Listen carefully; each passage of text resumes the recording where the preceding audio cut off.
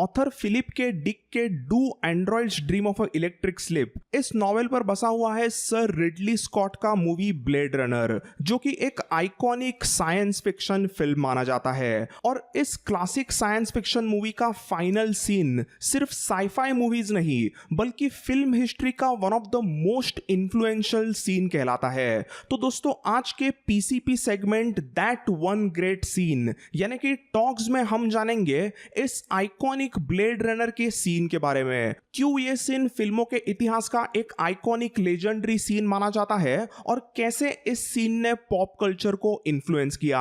तो दोस्तों, अभी आगे बढ़ने से पहले इस मूवी के रिलेटेड ऑब्वियसली स्पॉइलर अलर्ट। तो फ्रेंड्स, 1982 में रिलीज हुए इस ब्लेड रनर मूवी का ये लेजेंडरी सीन अच्छे से जानने के पहले हमें इस मूवी के बारे में थोड़ी जानकारी होना जरूरी है। उसी के बाद में आपको अच्छे से समझेगा कि ये सीन इतना आइकॉनिक क्यों माना जाता है। सो ये साल है 2019 का और इस साल के फ्यूचरिस्टिक लॉस एंजलिस में किसी टायरल कॉर्पोरेशन ने ह्यूमंस के तरह दिखने वाले रोबोट्स को बनाया है जो ह्यूमंस के कंपैरिजन में स्ट्रेंथ और स्पीड में एकदम ही ज्यादा बेहतर होते हैं। बट उसी के साथ साथ ये ह्यूमंस के तरह दिखने वाले रोबोट्स यानी कि ह्यूमनॉइड्स थोड़े बहुत इंसानों के तरह फीलिंग्स वगैरह भी डेवलप करते होते हैं। तो दोस्तों, इन ह्यूमंस के तरह दिखने वाले रोबोट्स यानी कि जो ह्यूमनॉइड रोबोट हम जिसे कहते हैं, उसे इस दुनिया में रेप्लिकेंट्स कहा जाता है। तो अभी इस फ्यूचरिस्टिक सोसाइटी में इंसान इस रेप्लिकेंट्स को कैसे यूज करते हैं? तो ऑब्वियसली इंसान इन्हें यूज करते हैं अपने सेल्फिश इरादों के लिए।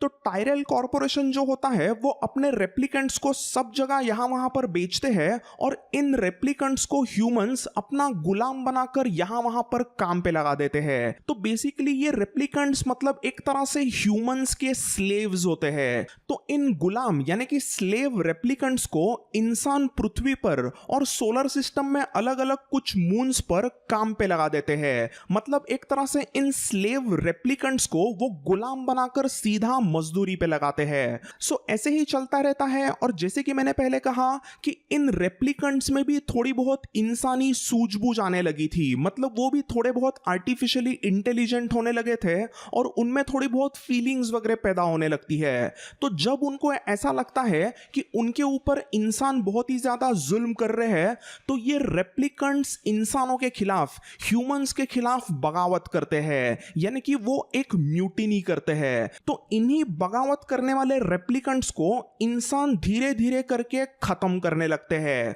और इन रेप्लिकेंट्स को मारने वाले जो भी डेंजरस पुलिस ऑफिसर्स वगैरह होते हैं, उन्हीं को कहा जाता है ब्लेड रनर्स। तो इन ब्लेड रनर्स को सीधा इन रेप्लिकेंट्स को शूट एट साइट का ऑर्डर होता है और धीरे धीरे करके ब्लेड रनर्स पूरे दुनिया में से इन रेप्लिकेंट्स को एक एक करके खत्म करने लगते हैं। तो यही सिंपल सा प्लॉट रहा है। और इस मूवी के शुरुआत में 4 भयंकर रेप्लिकेंट्स होते हैं जो लॉस एंजलिस में घुसे रहते हैं और अपने ब्लेड रनर यानी कि अपने फिल्म के हीरो रिक डेकार्ड को इन 4 रेप्लिकेंट्स को मारना होता है। इन चारों रेप्लिकेंट्स में सबसे इंपॉर्टेंट होता है उनका लीडर रॉय बेटी, जो इन चारों में सबसे खूंखार, सबसे डेंजरस रेप्लिकेंट होता है, जो कि एक सोल्जर रेप्लिकेंट होता है। तो मतलब इन रेप्लिकेंट्स को कुछ अलग अलग रोल्स के हिसाब से बनाया गया होता है। कुछ होते हैं सिर्फ मजदूरी वगैरह करने के लिए, कुछ होते हैं ट्रांसपोर्टेशन वगैरह संभालने के लिए, और कुछ होते हैं जो कि एकदम सोल्जर रेप्लिकेंट्स होते हैं, यानी कि उनको सिर्फ आर्मी वगैरह के लिए ही यूज किया जाता है। और ये रॉय बेटी इन चारों में से ऐसे ही एक सोल्जर रेप्लिकेंट था, इसीलिए वो सबसे डेंजरस इन चारों में था। तो इन चारों रेप्लिकेंट्स इंक्लूडिंग रॉय बेटी को ठिकाने लगाने की जिम्मेदारी अपने इस फिल्म के हीरो यानी कि ब्लेड रनर डेकार्ड पे होती है। तो दोस्तों, बेसिकली इस फिल्म का प्रीमाइस बस इतना ही रहा था। अभी इस पूरे फिल्म में आगे क्या होता है वो इन डेप्थ जानना जरूरी नहीं है। मैं बस इतना ही बताऊंगा कि इस फिल्म में ब्लेड रनर रिक डेकार्ड विलन रेप्लिकेंट्स को एक एक करके मारने का बराबर से प्लान करता है और वहां पे उसको कुछ ना कुछ छोटे मोटे प्रॉब्लम्स आते हैं जिसे वो अच्छे से ओवरकम करके बराबर से सभी रेप्लिकेंट्स को एक एक करके एलिमिनेट करना शुरू करता है। बट अभी यहां पर सवाल आता है कि इस फिल्म का असली हीरो कौन है और विलन कौन है। अभी मैंने तो आपको बताया कि इस फिल्म का हीरो रिक डेकार्ड है और ये 4 रेप्लिकेंट्स मतलब विलन्स है, बट क्या ये सच है? तो दोस्तों यहीं पर ये फिल्म हमें फिलोसॉफिकली सोचने पे मजबूर करती है। तो अभी हमें ये तो पता है कि इन रेप्लिकेंट्स में इंसानों से ज्यादा स्पीड और ताकत की वगैरह पावर होती है।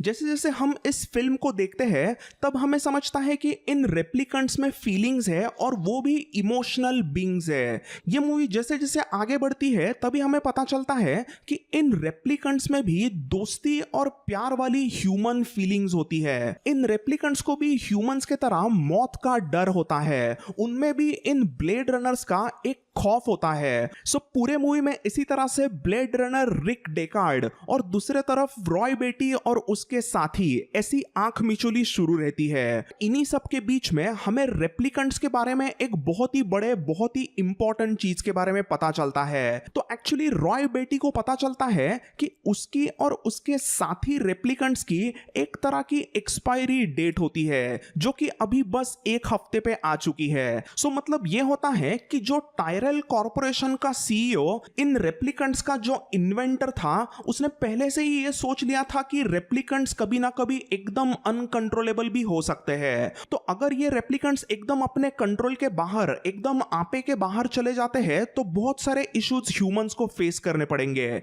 इसीलिए उस इन्वेंटर ने यानी कि टायरल कॉर्पोरेशन के सीईओ ने इन रेप्लिकेंट्स में एक तरह की एक्सपायरी डेट डाल दी थी। मतलब 4 सालों के बाद में ऑटोमेटिकली ये रेप्लिकेंट सीधा मर सकते हैं और ये चीज रॉय बेटी को बहुत ही ज्यादा हर्ट करती है। पूरे मूवी में हम जैसे जैसे इस रेप्लिकेंट्स के लीडर रॉय बेटी को जानते हैं तो हमें पता चलता है कि रॉय बेटी में भी इमोशंस है और उसे भी ऑब्वियसली मौत का वगैरह डर था और इसीलिए वो सीधा टायरल कॉर्पोरेशन के सीईओ यानी उसके क्रिएटर को मिलने जाता है और वो उसे कहता है कि उसमें चेंजेस करवाओ और उसे इमॉर्टल बनवाओ, क्योंकि वो एक रोबोट है तो उसके अंदर कुछ तो चेंजेस वगैरह किए, थोड़े बहुत एडिटिंग की तो वो एकदम इमॉर्टल हो जाएगा, ऐसा रॉय बेटी को लगता है। बट दूसरे तरफ उसका क्रिएटर यानी कि टायरल कॉर्पोरेशन का सीईओ उसे सीधा कहता है कि ऐसे उसे इमॉर्टल बनाना एकदम ही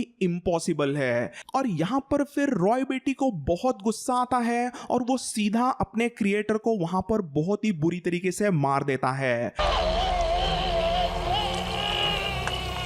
तो दोस्तों इस तरीके से इस मूवी में कई सारे इंपॉर्टेंट चीजें होती है और फाइनली इस मूवी के क्लाइमैक्स में डेकार्ड वर्सेस रॉय बेटी ये दोनों एक दूसरे के सामने आते हैं। तो यहां पर आखिरी सीन में डेकार्ड वर्सेस रॉय बेटी की फाइट वगैरह शुरू होती है और धीरे धीरे जैसे जैसे ये फाइट आगे बढ़ती है तो रॉय बेटी ब्लेड रनर रिक डेकार्ड को लिटरली इजीली मारने लगता है। You better get it up. I'm gonna have to kill you.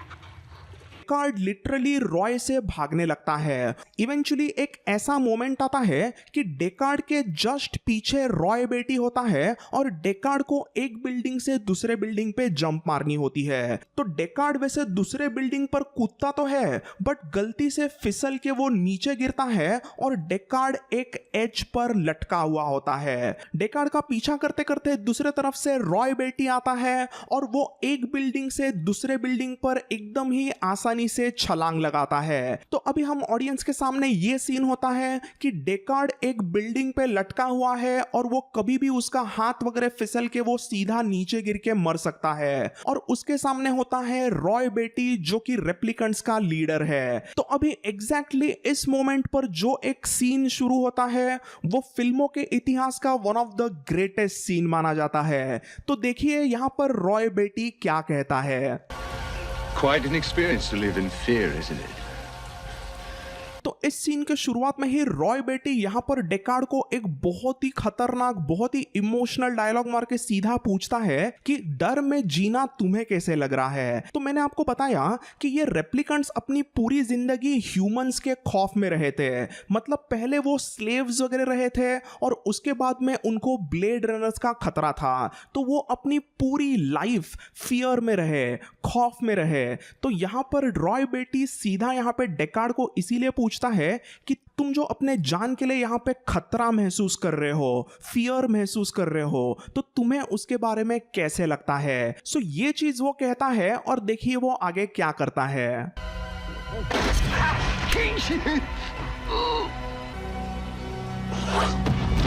तो दोस्तों यहाँ पर ये डेकार्ड भी शॉक्ड होता है और हम ऑडियंस भी शॉक्ड होते हैं, क्योंकि हमें यकीन ही नहीं होता कि यहाँ पर रेप्लिकेंट रॉय बेटी ने सीधा डेकार्ड को बचाया है। यहाँ पर डेकार्ड को बचाने के बाद में रॉय बेटी अपने हाथों में एक व्हाइट कबूतर को लिए सीधा डेकार्ड के सामने मस्त बैठ जाता है और उसके बाद में यहाँ पर रॉय बेटी 42 वर्ड्स का एक ऐसा मोनोलॉग मारता है जो कि फिल्मों के इतिहास का वन ऑफ द ग्रेटेस्ट माना जाता है। I've seen things you people wouldn't believe. तो दोस्तों अभी ये जो पहला सेंटेंस था वो एक तरह से सिर्फ बिल्डअप करने वाला सेंटेंस था। यहाँ पर रॉय बेटी बस इतना ही कहना चाहता है कि उसने अब तक के लाइफ में, अब तक के उसके जिंदगी में जो भी चीजें देखी है वो बहुत ही अनबिलीवेबल रही है। रॉय बेटी ने अब तक के अपने लाइफ में ऐसी चीजें देखी है जिसपे डेकार्ड बिल्कुल भी विश्वास ही नहीं कर सकता। इतनी डेंजरस, इतनी अनबिलीवेबल चीजें उसने देखी है। तो एज अ ऑडियंस हम भी सोचते हैं कि ऐसा उसने क्या देखा होगा। तो अगले 2 सेंटेंसेस में यहां पर रॉय बेटी वही एक्सप्लेन करता है और देखिए वो क्या कहता है। Attack ships on fire off the shoulder of Orion. I watched sea beams glitter in the dark near the Tannhauser Gate.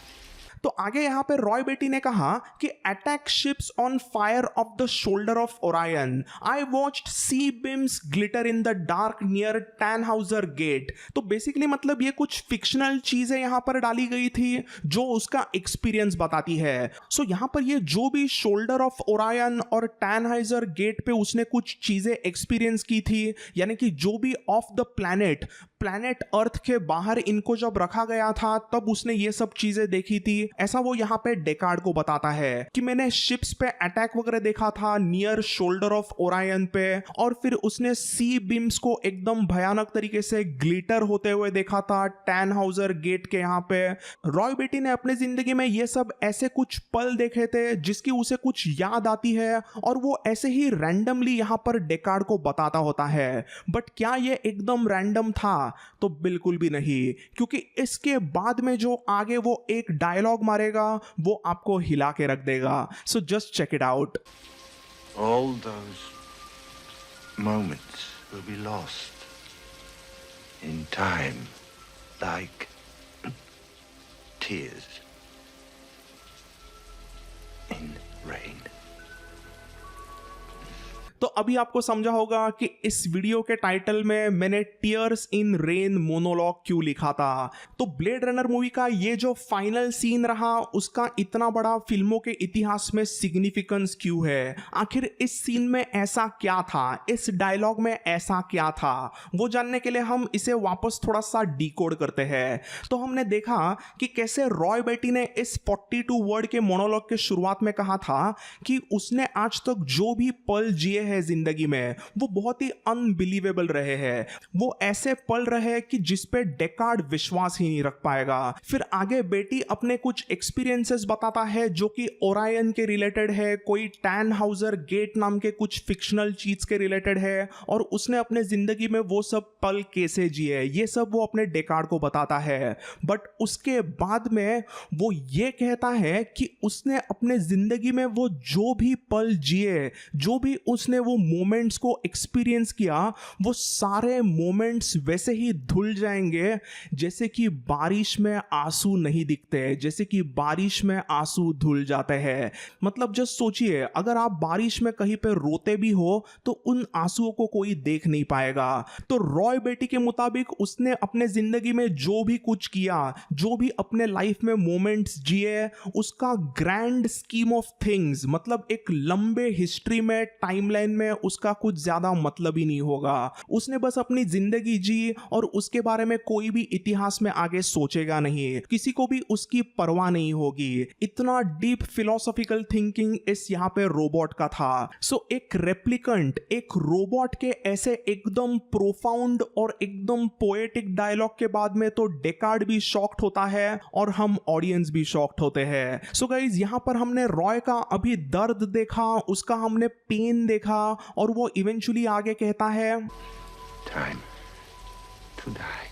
So he सेड्स टाइम टू डाई, और उसकी वहीं पे मौत होती है क्योंकि वहां पर उसकी एक्सपायरी डेट आ गई थी, उसका वहां पर टाइम आ चुका था मौत का, और वो वहीं पे दम तोड़ता है। और मरते मरते उसके हाथों से ऐसा एक कबूतर जो छूटता है, वो एक जो डव आसमान में जाता है, वो मतलब एक ऐसा सिंबोलिज्म था जो कहते हैं कि उसकी आत्मा ही आसमान में जा रही है। तो दोस्तों, अभी फाइनली मैं बस इतना ही बताऊंगा कि ये जो एक आइकॉनिक सीन रहा था, इससे हम व्यूअर्स यानी कि हम audience as a human being कैसे कनेक्ट करते हैं। तो जैसे कि यहां पर रॉय बेटी कहता है कि उसके जिंदगी के जो भी मोमेंट्स रहे वो बारिश में आने वाले आंसुओं के तरह ही धुल जाने वाले हैं। तो as a viewer, as a human being, हम भी सोचते हैं कि हमने अपने जिंदगी में आज तक जो भी मोमेंट्स जिए, जो भी पल हमने आज तक जिए हैं, वो ग्रैंड स्कीम ऑफ थिंग्स यानी कि एकदम पूरे लंबे टाइमलाइन में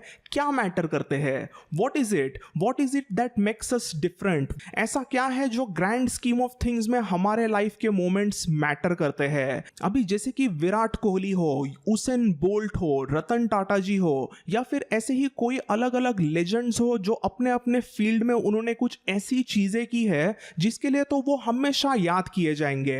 बट व्हाट अबाउट अस? हम तो बस एक नॉर्मल से ह्यूमन बीइंग है, हम बस एक मामूली इंसान है जिनके जिंदगी के पल, जिनके लाइफ के मोमेंट्स वैसे ही धुल जाएंगे जैसे टीयर्स इन रेन। तो फ्रेंड्स, ये एक बहुत ही डीप लेवल का फिलोसॉफिकल थिंकिंग वाला एक डायलॉग रहा था जिसने इस science fiction movie blade runner पे 4 चांद लगा दिए। वीडियो के एंड में दोस्तों मैं इस सीन में एक्टिंग करने वाले लेजेंडरी डच एक्टर रटगर हावर के बारे में बात करूंगा, क्योंकि मिस्टर रटगर हावर ने यहाँ पर रॉय बेटी का जिस तरीके से कैरेक्टर निभाया था वो बहुत ही लाजवाब रहा। और इस मूवी के एंड का ये जो आखिरी सीक्वेंस रहा, जो ये आखिरी उनका मोनोलॉग रहा, वो one of the greatest acting performance माना जाता है। यहां पर रॉय बेटी का कैरेक्टर निभाते निभाते रटगर हावर ने वो जो इमोशंस उसके फेस पे लाए थे, that was just unbelievable acting. अभी सबसे खास बात ये रही थी कि ये जो पूरा डायलॉग लिखा गया था वो पहले थोड़ा सा डिफरेंट डायलॉग था, इसमें थोड़े से ज्यादा वर्ड्स थे, but then sir Ridley Scott हमेशा से ही एक ऐसे लेजेंडरी डायरेक्टर रहे हैं जो अपने एक्टर्स को एक क्रिएटिव फ्रीडम देते हैं। सर रिडली स्कॉट चाहते हैं कि उनके जो भी मूवीज में एक्टर्स रहते हैं वो थोड़ा बहुत अच्छे से स्क्रिप्ट में और बाकी सभी चीजों में इनपुट दे, ताकि मूवी मोमेंट्स और वो सीन्स एकदम अच्छी तरीके से बने। और दोस्तों, ये वाले सीन का जो आखिरी डायलॉग रहा, all those moments will be lost in time just like tears in rain, ये डायलॉग एक्चुअली खुद मिस्टर रटगर हावर ने लिखा था। He's sitting there saying, I have a written speech on it. No. And he said, no, sit down and listen. And he said, okay, ready, go.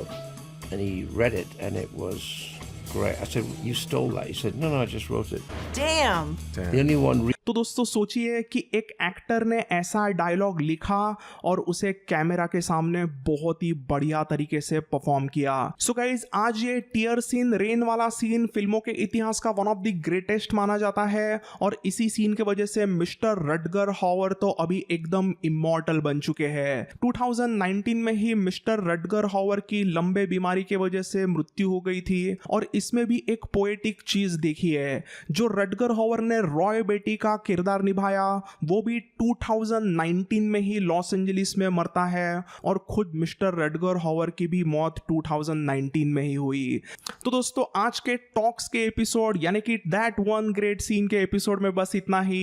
अगर ये आपको video पसंद आया तो इस वीडियो को लाइक ज़रूर करें, चैनल को सब्सक्राइब करें, क्योंकि मैं ऐसे कई सारे अलग अलग दैट वन ग्रेट सीन के एपिसोड्स भी लेके आने ही वाला हूँ। आई होप मैंने थोड़ा बहुत आपको फिलोसॉफिकल थिंकिंग पे मजबूर किया हो। So that's all in this one guys. अभी मिलते हैं नेक्स्ट वीडियो में। Until then